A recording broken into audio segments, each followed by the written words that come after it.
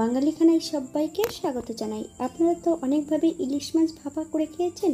একবার আমার মতন করে সহজ পদ্ধতিতে আপনিও শিখে নিতে পারবেন ছোট ছোট টিপস সহ। আজকে আমি এখানে ইলিশ মাছ ভাপা করব একটু অন্যরকম। খেতে কিন্তু অসম্ভব ভালো হয়েছিল। আপনারা বাড়িতে একবার একই পদ্ধতিতে বানিয়ে নিতে পারবেন। তবে আমি আজকে এখানে ইলিশ মাছ ভাপা একটু অন্যরকম কিভাবে করলাম চলুন সেটা একবার দেখে নিয়ে যাক ভিডিওর মাধ্যমে। আশা করছি আজকের ভিডিওটি ভালো লাগবে। সকল বন্ধুদের কাছে অনুরোধ করছি সম্পূর্ণ ভিডিওটি দেখার।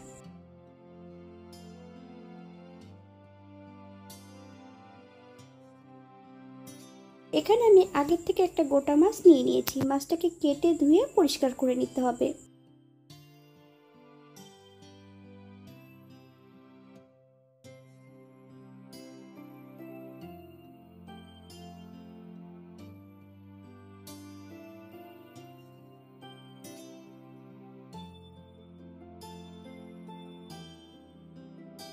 কিন্তু মাছের উপরের অংশটা আর নিচের অংশটা নেব না, শুধু মাছগুলোই কিন্তু আমি আজকে এখানে রান্না করব। মাছগুলোকে বেশ পরিষ্কার করে ধুয়ে রেখেছি।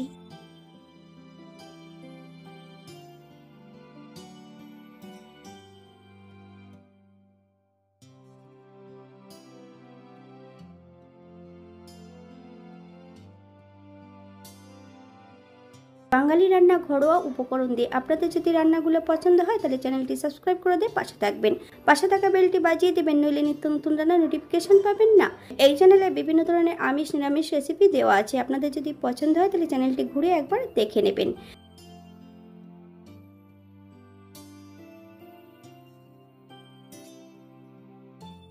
হাফ চামচ লবণ, হাফ চামচ হলুদ গুঁড়ো, 1 চামচ টক দই। টক দইটা কিন্তু জল ঝরিয়ে নিতে হবে। বেশ কিছুটা কাঁচা সর্ষের তেল দিয়ে মাছটাকে বেশ ভালো করে মাখিয়ে নিতে হবে। 15 থেকে 20 মিনিটের জন্য মাছগুলোকে রেস্টে রেখে দিতে হবে।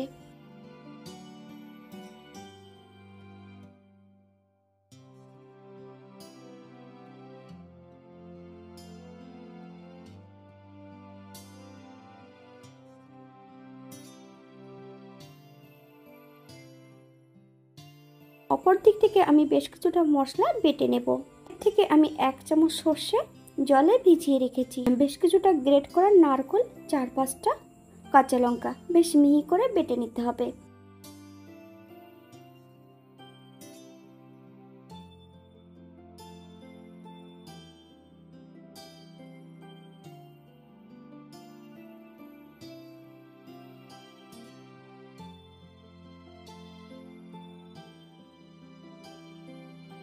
সম্পূর্ণ মশলাটা আমি একত্রে বেটে নিয়েছি। বেশ এমন মিহি করে বেটে নিতে হবে। এই পর্যায়ে এক এক করে অন্য উপকরণগুলো মিশিয়ে নেব। বেশ কিছুটা কাঁচা সর্ষের তেল, হাফ চামচ হলুদ গুঁড়ো,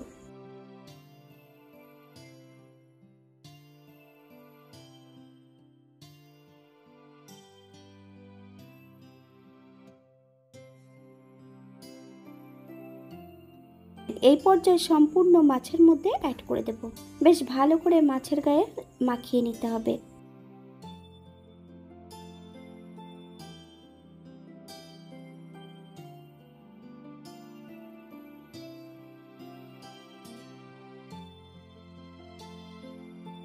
বেশ কিছুটা লঙ্কা আমি এখানে ফালি দিয়ে অ্যাড করেছি। আপনারা যদি পছন্দ করেন তাহলে পরিমাণে বাড়িয়ে দিতে পারেন।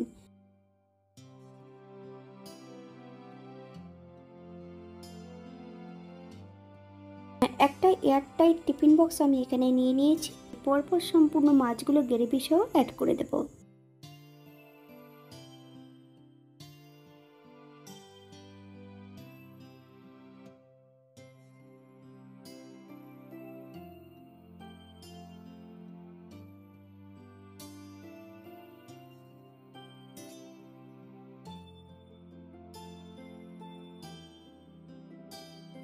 বেশ কিছুটা কাঁচা সর্ষের তেল, আপনারা যদি পছন্দ করেন তাহলে পরিমাণে বাড়িয়ে দিতে পারেন।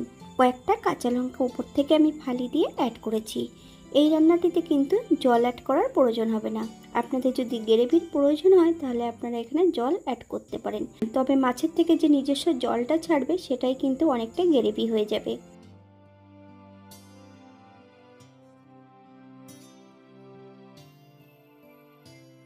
এই পর্যায়ে একটা কড়াইয়ের মধ্যে বেশ কিছুটা জল অ্যাড করেছি। একটা স্ট্যান্ডের উপরে আমি টিফিন বক্সটা অ্যাড করব। 20 থেকে 25 মিনিটের মতন ঢাকা দিয়ে রেখে দিতে হবে।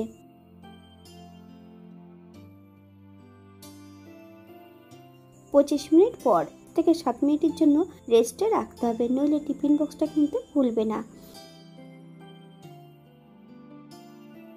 এটা রান্না করতে যতটা সহজ, এটা দেখতেও কিন্তু অসাধারণ হয়েছিল, খেতে কিন্তু অসম্ভব ভালো হয়েছিল। আপনারা একবার বাড়িতে এমনভাবে তৈরি করে নেবেন। আমি যে এখানে উপকরণগুলো অ্যাড করেছি, আপনারা এই উপকরণগুলো কম বেশি করে নিতে পারেন, অথবা আপনাদের যদি পছন্দ মতন আপনারা উপকরণগুলো অ্যাড করতে পারেন। আজকের ভিডিওটি এই পর্যন্ত। সবাই সুস্থ থাকবেন, ভালো থাকবেন। অন্যদিন নতুন রেসিপি নিয়ে আপনাদের সামনে আবার আমি হাজির হব। নতুন ও পুরনো সকল বন্ধুদের অসংখ্য ধন্যবাদ ভিডিওটি দেখার জন্য। হাতে যদি সময় থাকে তাহলে একটা লাইক, কমেন্ট, শেয়ার করবেন।